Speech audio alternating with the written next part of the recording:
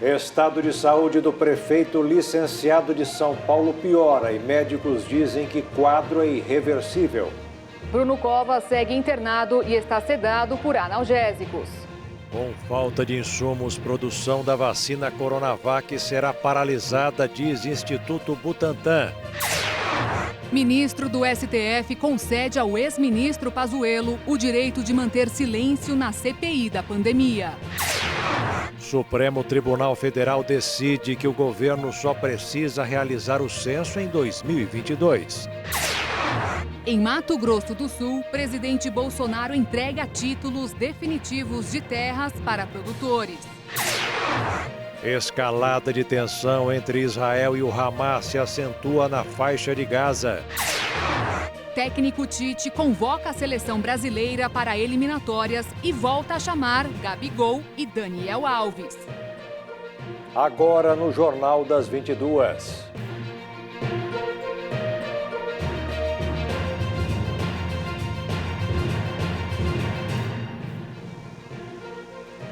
Olá, boa noite. Boa noite. O prefeito licenciado de São Paulo, Bruno Covas, do PSDB, de 41 anos, apresentou hoje uma piora em seu estado de saúde.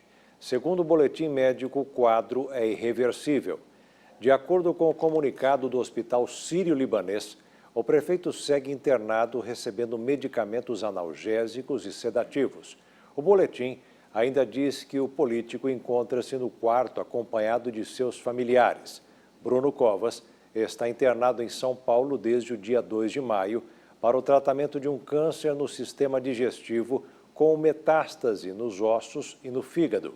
Na segunda-feira, Covas havia iniciado uma nova etapa de tratamento com a combinação de imunoterapia e terapia-alvo.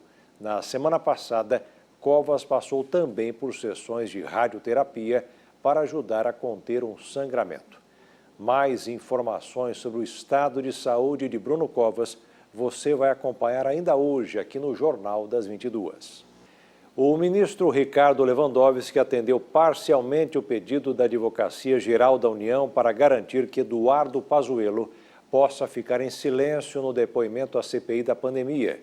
De Brasília, Jaqueline Fonseca tem os detalhes.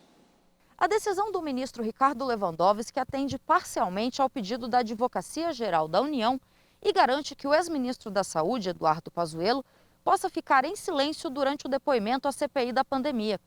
Na decisão, Lewandowski conclui que Pazuello pode ficar sem responder às perguntas que de alguma maneira possam incriminá-lo. Ele também poderá ser assistido por um advogado. O ministro garante ainda que Pazuello não poderá sofrer constrangimentos físicos ou morais. O relator da CPI da pandemia, senador Renan Calheiros, chegou a pedir no STF que o depoimento fosse mantido, pois para ele o silêncio de Pazuello pode prejudicar o trabalho da CPI.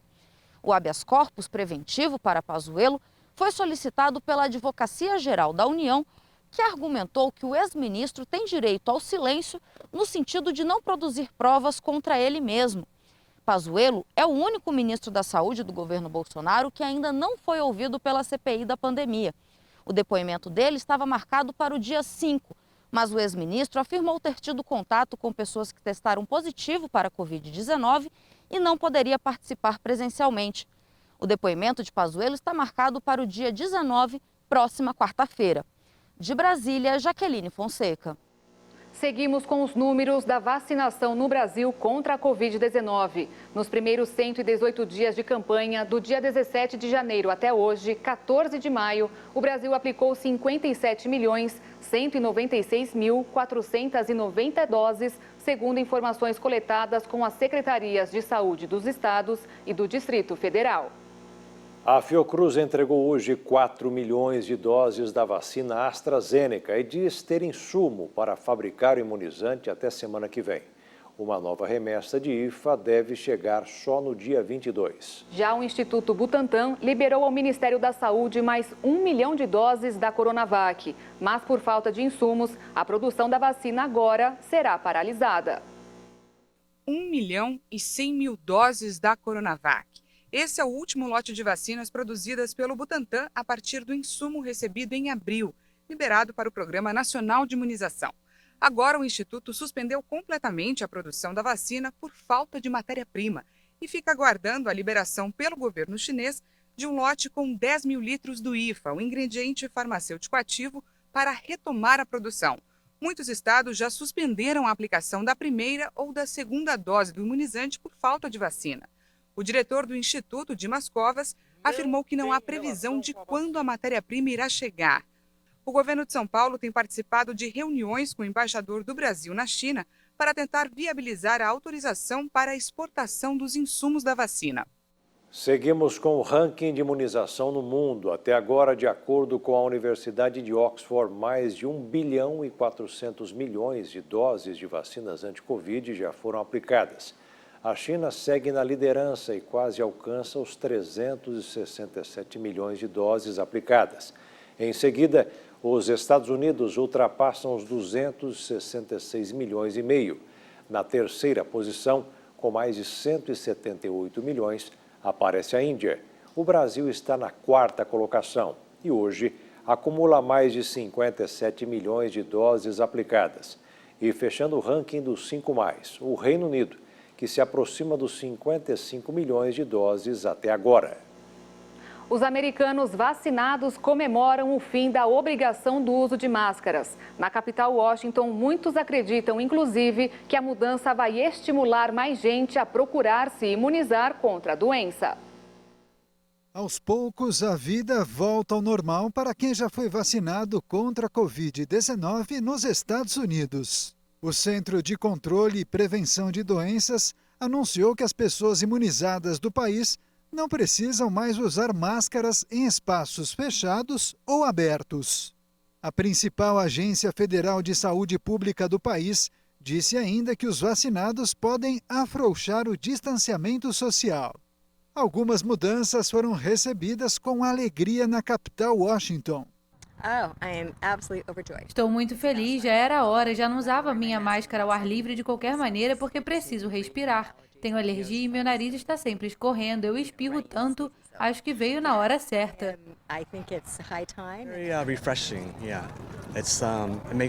É muito animador, me faz sentir mais confortável para voltar ao que era normal antes da pandemia, por isso estou muito feliz. Para muitos, a mudança deve inclusive estimular quem não se imunizou ainda a procurar uma vacina. Acho que é ótimo porque vai encorajar mais pessoas a se vacinarem quando souberem que podem parar de usar máscaras. Acho que todas as pessoas com quem moro e com quem vou para a escola vão continuar a usar máscaras quando estivermos próximos um do outro. No geral, é uma boa novidade porque você usa a máscara se quiser. O CDC manteve a recomendação para que os imunizados sigam usando máscaras ao viajar de transporte público, assim como em aeroportos e estações de trem. Até o momento, 35% da população americana, 117 milhões de pessoas, já receberam as doses necessárias das vacinas administradas na campanha, 2 da Pfizer ou Moderna e uma da Johnson & Johnson. A Organização Mundial da Saúde pediu que países ricos doem vacinas para o COVAX em vez de imunizar crianças contra a Covid-19. A iniciativa COVAX é um programa criado pela OMS junto a entidades filantrópicas para ampliar a distribuição dos imunizantes contra a doença. O recado foi dado após alguns países como os Estados Unidos, o Canadá e os Emirados Árabes Unidos terem aprovado o uso da vacina Pfizer-BioNTech em adolescentes com idades entre 12 e 15 anos.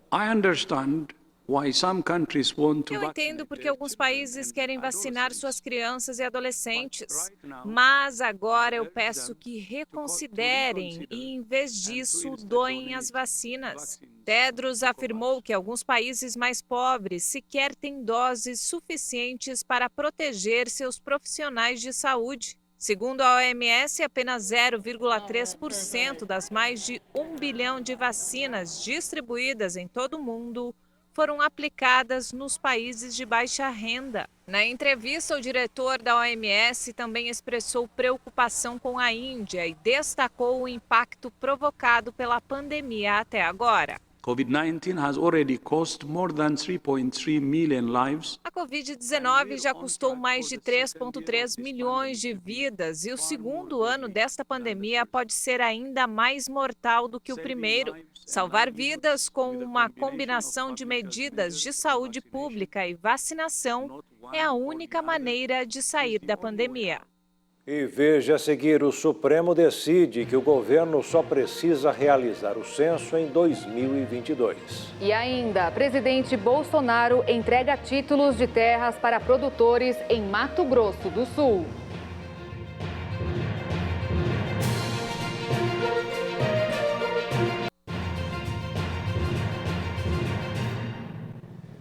O Supremo Tribunal Federal decidiu que o governo só precisa realizar o censo em 2022. A maioria da corte votou para derrubar a decisão de Marco Aurélio, que obrigava o IBGE a fazer o levantamento neste ano.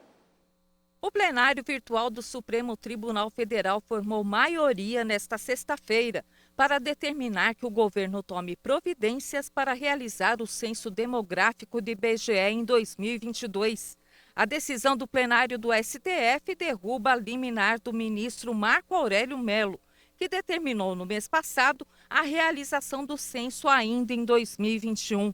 A deliberação dos magistrados vai ao encontro dos argumentos defendidos pelo Sindicato dos Servidores, que estava temeroso com o avanço da pandemia de Covid-19 no país, além da falta de recursos e o atraso no cronograma para conduzir a pesquisa este ano. A decisão de não realizar o censo foi tomada após os cortes dos recursos previstos no orçamento da União, quando o Congresso reduziu o valor previsto para a pesquisa de 2 bilhões de reais para 71 milhões de reais.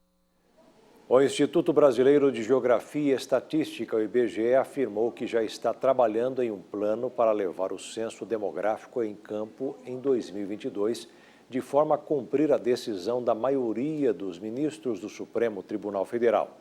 O órgão não deu informações sobre o novo cronograma, nem sobre o cancelamento do concurso em aberto para a contratação de mais de 200 mil trabalhadores temporários que atuariam no levantamento este ano. O presidente Jair Bolsonaro entregou hoje em Terenos, no interior de Mato Grosso do Sul, a produtores rurais de assentamentos, mais de 1.100 títulos definitivos e mais de 2.000 provisórios de terras. É a maior entrega desde o governo federal em mais de uma década. A reportagem é de Laiane Paixão e Fábio Bonsejur. O presidente Jair Bolsonaro chegou no município de Terenos, no Mato Grosso do Sul, no helicóptero da base aérea. A cerimônia de entrega de títulos a famílias da reforma agrária foi realizada no assentamento Santa Mônica, onde vive grande parte dos beneficiários. Durante o discurso, Bolsonaro criticou as medidas de isolamento e elogiou os produtores rurais por terem encarado a pandemia. Nós temos que enfrentar os problemas. Vai a imprensa, essa que nós conhecemos, falar que eu estou esnobando a vida. Eu já perdi parente para a Covid, perdi amigos e duvido que não tenha perdido. Mas se vocês do campo tivessem ficado em casa, a exemplo do pessoal engravatado das cidades, a cidade teria sucumbido. A ministra de Agricultura, Pecuária e Abastecimento, Tereza Cristina, juntamente com o prefeito de Terenos, representantes do INCRA e Caixa Econômica Federal, assinaram o termo de adesão do município ao programa Titula Brasil. Ao todo, 48 municípios do estado aderiram. Mato Grosso do Sul é o primeiro estado a ser beneficiado pelo novo programa federal Titula Brasil. Foram entregues 1.126 títulos definitivos e mais de 2.000 provisórios. A maior entrega de títulos por parte do governo federal dos últimos 15 anos. A ministra também anunciou a liberação de 1.114 contratos em linhas de crédito, totalizando 10 milhões de reais. Pouco mais de 3 milhões para a habitação e 6 milhões e 400 para a recuperação de estradas vicinais. Contem com o nosso governo, contem com o governo do presidente Jair Bolsonaro, tá? Porque ele tem dado toda a liberdade para que esse time, comandado por mim, se não der certo, a culpa é minha, não é dele. Nós temos toda a liberdade para ajudar vocês. a titular, a produzir, a ter crédito, a ter a comercialização, enfim, e ter vida melhor. Produtores e assentados da agricultura familiar, agora com os títulos em mãos, podem finalmente documentar a posse das terras. O assentado, ele sofre muito isso, ele tem muito esse sentimento de que não é meu, eu não posso falar que é meu. E hoje a gente tem um sentimento de sucessão, né? Eu sou filha de assentado, eu moro com a minha mãe, tenho meus filhos na terra, crio os meus filhos na terra. Então, esse sentimento de que está tudo crescendo e hoje a titularização é muito isso, a esperança, né? A Receita Federal fez hoje um alerta para os 11 milhões de microempreendedores individuais formalizados do Brasil. O prazo para entregar a declaração do imposto de renda deste ano está chegando.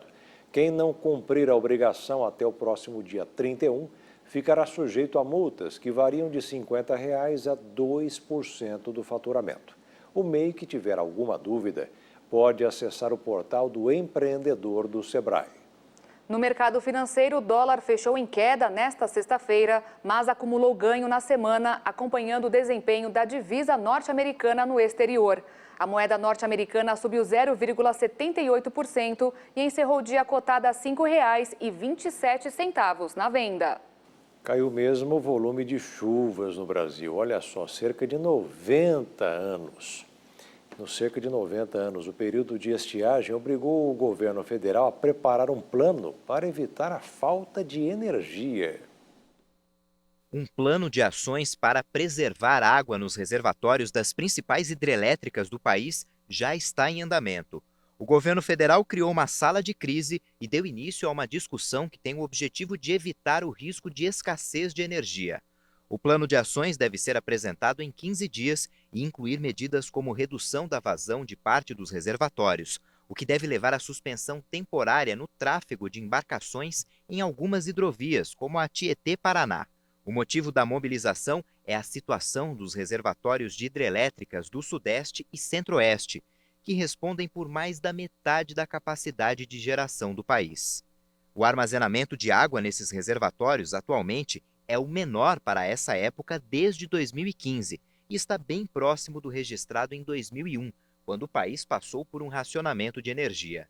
Essa situação é resultado da falta de chuvas nas duas regiões nos últimos meses. De acordo com o governo, o nível de chuva registrado desde outubro é o menor dos últimos 91 anos. O governo já ampliou a geração de energia por termoelétricas. Essa medida permite reduzir a geração hidrelétrica e poupar a água dos reservatórios. Mas a energia termoelétrica é mais cara e o aumento do uso já se reflete nas tarifas das contas de luz. As hortas em casa ou apartamento viraram tendência durante a pandemia, seja para não sair ou ter sempre um alimento fresco e saudável ao alcance das mãos. Plantar folhas e temperos em pequenos espaços tem sido cada vez mais comum, mesmo em áreas urbanas. É com cuidado, delicadeza e tempo que a natureza se transforma. O broto vira flor e a flor vira fruto. Com paciência e dedicação, a planta vira alimento. Antes a gente já observava, né, essa vontade das pessoas, né, pela busca de alimentos mais saudáveis, mais frescos, né. Com a pandemia isso intensificou, né, além do frescor, né, da diferença que é você ter o alimento, colher o alimento ali na hora, né, tem o benefício, né, que as hortaliças, né, que essas plantas complementares e aromáticas trazem para a saúde. Uma das pessoas que se reconhecem neste crescente movimento é a atriz e produtora Amanda Galvão.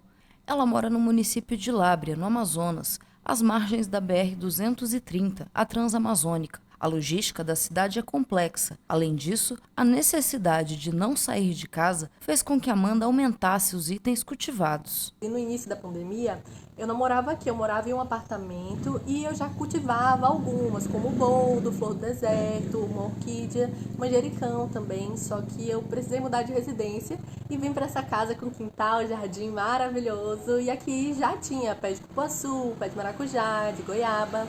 Mas para evitar sair de casa durante a pandemia e ter mais um passatempo dentro de casa, eu resolvi começar uma pequena hortinha. E por enquanto eu tenho algumas plantas, como agrião, tenho 2 tipos de hortelã, cebolinha, tem jambu também que eu amo, chicória.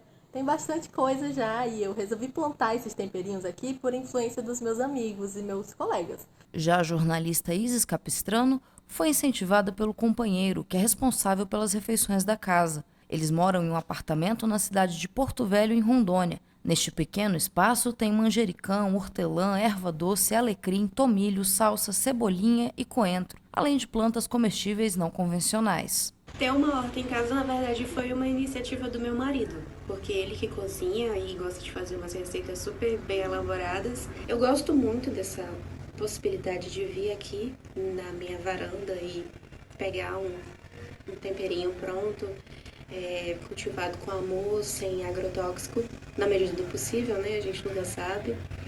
E se fosse pela gente, a gente teria um jardim bem maior, mas moramos em um apartamento. Todas as plantas de Amanda e Isis foram colocadas onde pegam sol regularmente e recebem cuidados constantes. Luz e drenagem são os principais cuidados no cultivo de hortaliças. Ervas, inclusive as aromáticas, precisam de pelo menos 4 horas diretas de sol. Além disso, os recipientes que serão usados como vasos precisam de drenagem para evitar que as raízes apodreçam. A primeira coisa que no seu apartamento, na sua sacada, tem que ter, ou onde você for cultivar, né, plantar, tem que ter sol. Porque todas as hortaliças, né, incluindo as aromáticas, né, e as condimentares, elas precisam de no mínimo 4 horas de sol para elas se desenvolverem bem. Um lugar tem que ser ensolarado, aí com esse tempo, né, e bastante arejado também. Outro cuidado importante é com relação ao tamanho do vaso ou recipiente. A depender da espécie, é necessário transplantar a muda para garantir pleno desenvolvimento. Se for um vaso menor, a terra ela vai acabando, né? Porque ali na terra tá misturado os nutrientes, tudo. E aí, depois de uns 2 ou 3 cultivos, pensando numa alface, né? Aí já precisa renovar a terra, colocar uma terra nova. Para dar uma mãozinha a quem tem interesse e levar conhecimento a quem precisa, a Embrapa oferece cursos online e gratuitos através do portal eCampo, entre eles o de horta em pequenos espaços. É só acessar embrapa.br/ecampo. E veja a seguir atualizações da pandemia no mundo. E ainda, escalada de tensão entre Israel e o Hamas se acentua na faixa de Gaza.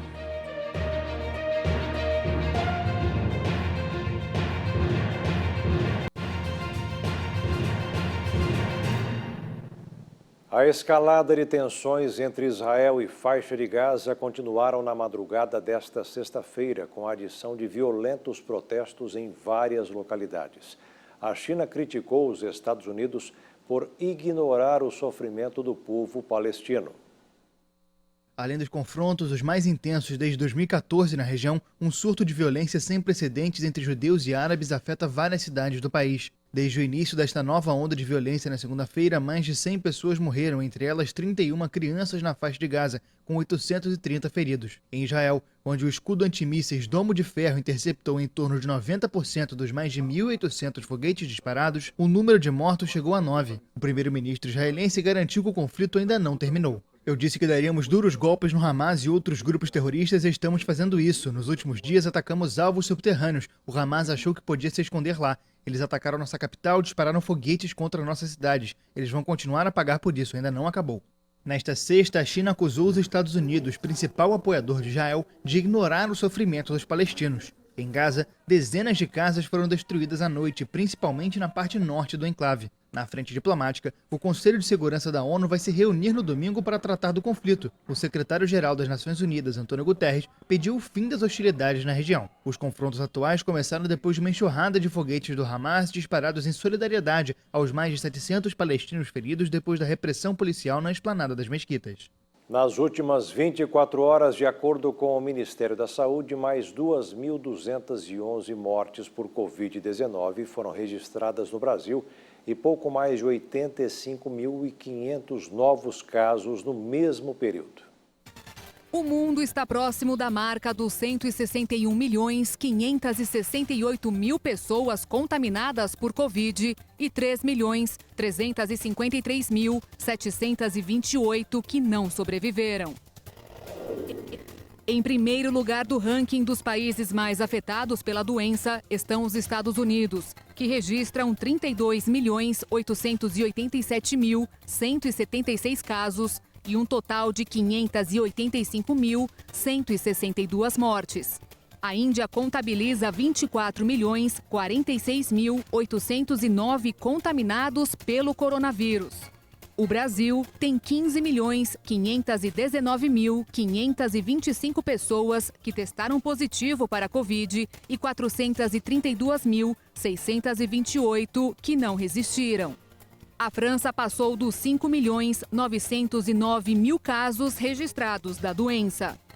E a Turquia rompeu a marca dos 5.095.000 diagnósticos desde o início do surto no país. O governo brasileiro decidiu incluir voos e viajantes procedentes da Índia na lista de restrição de países em função da nova variante identificada naquele país. O coronavírus já infectou mais de 23 milhões de pessoas no país asiático.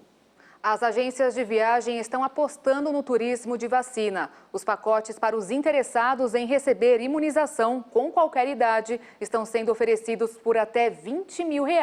E não faltam candidatos. Como os Estados Unidos não aceitam passageiros que saíram do Brasil, eles têm que fazer a quarentena em outro lugar. A maioria está optando por uns dias de lazer nas praias do Caribe.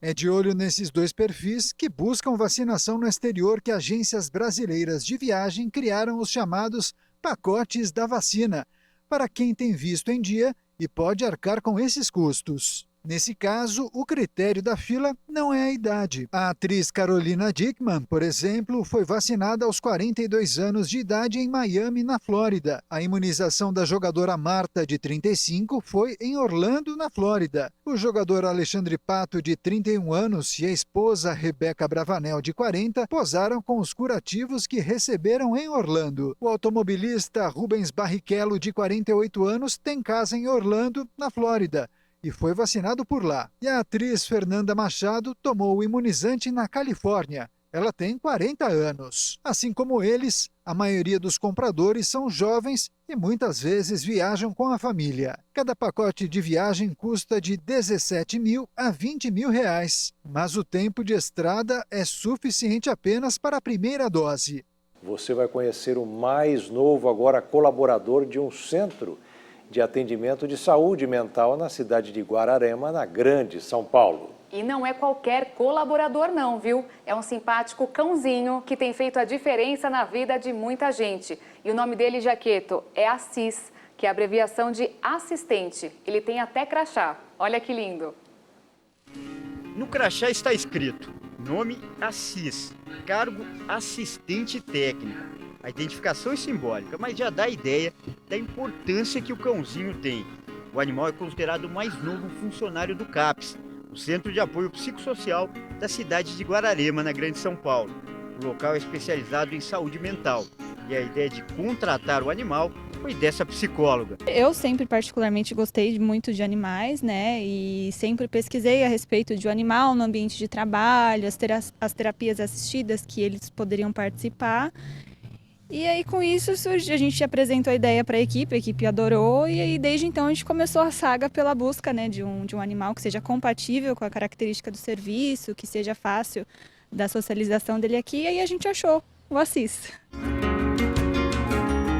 E o olhar meigo, carente do Assis conquistou os colegas de trabalho. Querido por todos, o Assis circula à vontade pelo local, brinca com os funcionários e até participa de reuniões.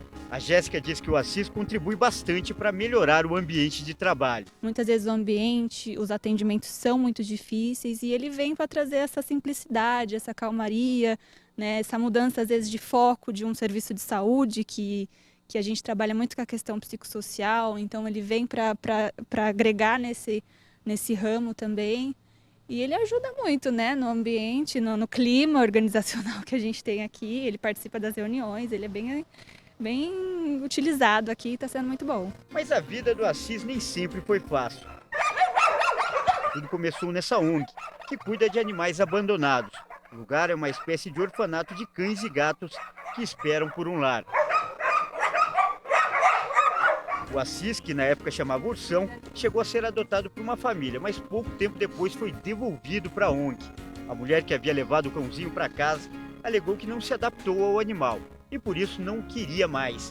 E essa rejeição revoltou os funcionários da ONG, que fizeram essa postagem em uma rede social. Estamos incrédulos com a devolução do nosso ursinho apenas um mês depois. O adotante afirmou que queria uma fêmea no lugar do macho. Enfim, esse peludinho está de volta conosco e prontíssimo para encontrar um novo lar que cuide de verdade dele, dê amor e carinho que ele merece.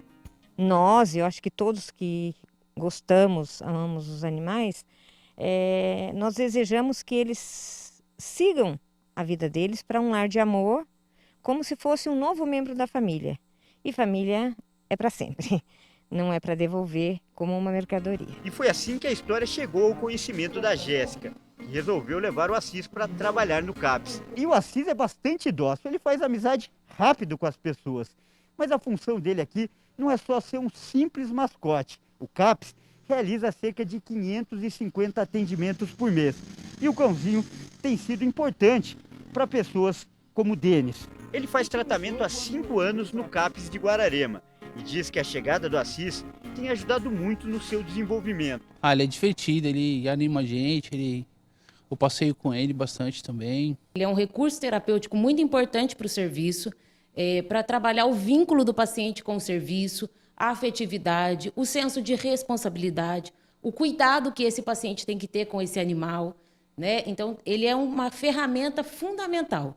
Não é só um mascote, ele faz parte do processo terapêutico. A história do Assis só confirma aquela velha e conhecida frase: o cão é o melhor amigo do homem, mesmo que algumas vezes o homem não seja o melhor amigo do cão. Ele não precisa falar. Nos olhos dele, eu acho que já diz tudo. Ele é o grande amigo do homem. E veja a seguir os ensinamentos na live com o missionário Soares. E ainda, técnico Tite convoca a seleção brasileira para as eliminatórias.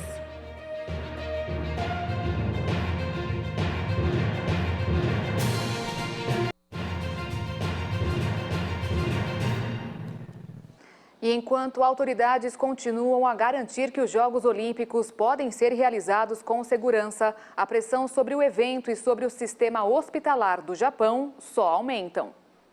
Autoridades japonesas ampliaram o estado de emergência já em vigor para conter a pandemia em 6 departamentos do país para mais 3 regiões devido ao aumento de contágios.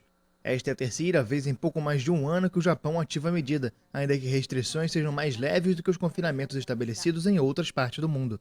10 departamentos dos 47 no país estão sob medidas restritivas.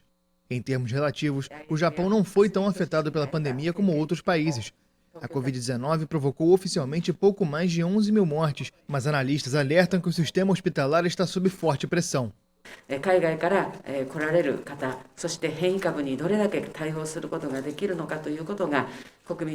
Entendemos bem que os japoneses estão preocupados com as pessoas vindo ao Japão e com as variantes do vírus. Temos que criar uma bolha firme e implementar restrições necessárias para evitar pressionar o sistema médico.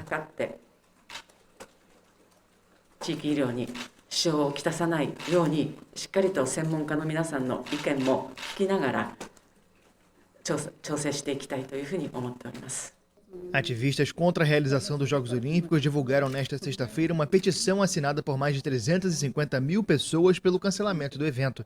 A iniciativa foi organizada no início de maio por Kenji Utsunomiya, advogado que já foi candidato a governador de Tóquio. Ele afirmou que o número de assinaturas reflete a opinião pública. Entre 60% e 70% da população é contra a celebração dos Jogos Olímpicos.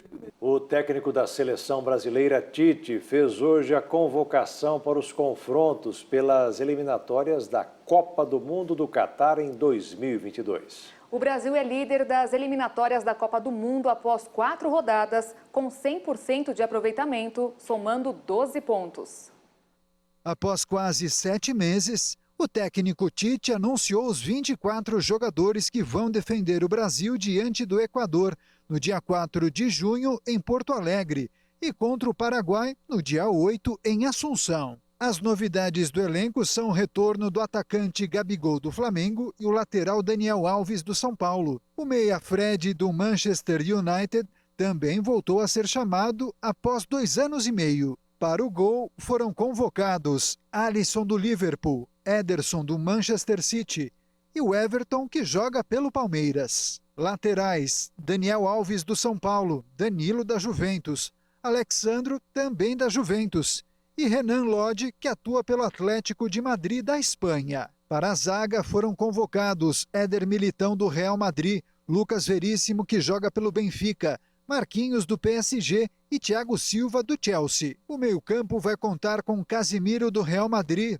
Douglas Luiz do Aston Villa, Everton Ribeiro e Fabinho do Liverpool, Fred do Manchester United e Lucas Paquetá, que joga pelo Lyon da França. As escolhas de Tite para o ataque foram Everton Cebolinha do Benfica, Roberto Firmino do Liverpool, Gabriel Barbosa, Gabriel Jesus do Manchester City, Neymar do PSG, Richarlison do Everton e o garoto Vinícius Júnior, que veste a camisa do Real Madrid. Após a convocação, Tite comentou como a pandemia interferiu no trabalho do grupo brasileiro, mas garantiu que o elenco vai manter o nível competitivo exigido. É uma realidade que nós não gostaríamos de estar vivendo, mas não vou ser repetitivo aqui, as circunstâncias que nos levam, né? E a gente tem que ter essa capacidade de mobilizar, de encontrar outras ferramentas, outras formas de manter o alto nível, de manter um nível de competitividade alto, de manter a qualidade alta.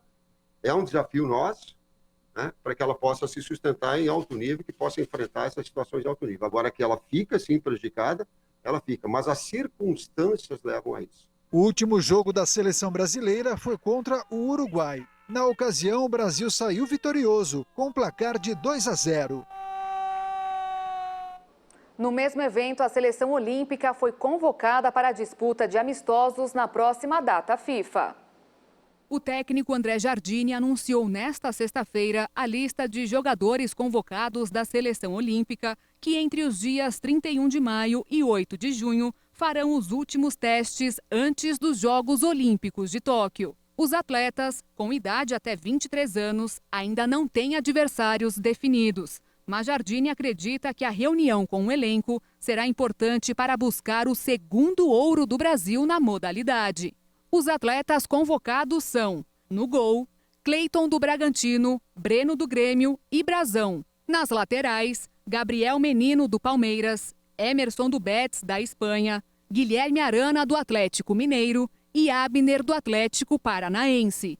Na zaga foram convocados Gabriel Magalhães do Arsenal da Inglaterra, Luiz Felipe do time italiano da Lazio, Ibanez da Roma e Nino do Fluminense, Bruno Magalhães do Lyon, Gerson do Flamengo e a revelação do último campeonato brasileiro, Claudinho, que joga no Bragantino, Matheus Henrique do Grêmio, Reinier do Borussia Dortmund da Alemanha, Lisiero, que atua pelo São Paulo, no meio de campo, no ataque, Antony do Ajax, da Holanda, Malcom do Zenit, Evanilson do Porto, Pedro do Flamengo, Gabriel Martinelli, que atua pelo Arsenal, e, por fim, Rodrigo, do Real Madrid. Após a convocação, o técnico André Jardine acredita que o trabalho feito na categoria sub-23 da seleção é justo e que a base da equipe já está formada para os Jogos. Mas a gente chegando muito próximo aí às Olimpíadas, é o momento da gente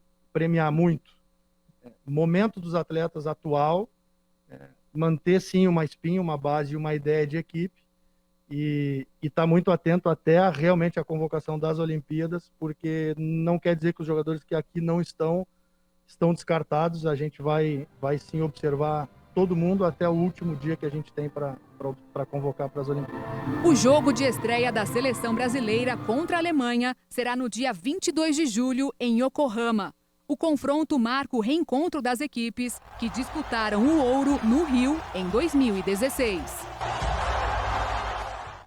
E agora um momento de reflexão. Na live com o missionário, a palavra é para colocarmos os pés na Jerusalém Celestial, que é a casa do Senhor, onde tomaremos posse de poder que permite que afastemos o mal de nosso caminho. Salmo 122. Eu vou ler o primeiro versículo, não devo comentar nada, mas o segundo eu vou comentar. O rei Davi que escreveu, ele disse: alegrei-me quando me disseram, vamos à casa do Senhor. Isso é muito importante, é a casa de Deus. Não está propriamente a igreja, não, de madeira, mas onde Deus está presente. A casa de Deus é na palavra dele, é ali que ele mora. E ele temos a igreja, onde também é a casa do Senhor, que as pessoas vêm se reunir e ali ele se faz presente. Mas o versículo 2, o Davi foi de uma sabedoria muito grande. Ele disse assim: os nossos pés estão dentro das tuas portas, ó Jerusalém. Ele falou, e a casa de Deus agora vira para Jerusalém. Jerusalém é a cidade do grande rei, onde fica a casa de Deus.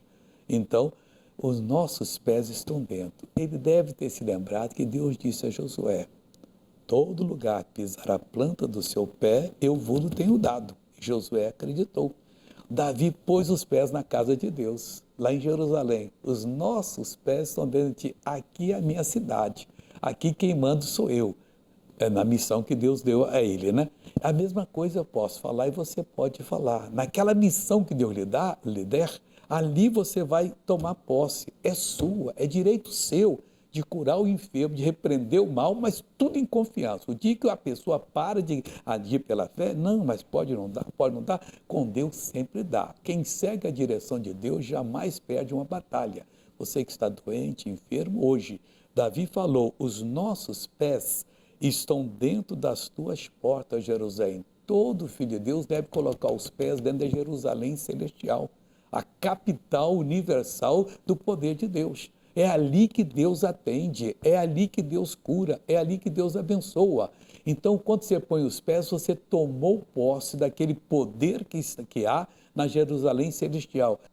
E o Jornal das 22 termina aqui. Obrigada pela sua companhia, um ótimo fim de noite e fim de semana para você. Se cuida e até segunda. Boa noite, fique na paz. Tchau.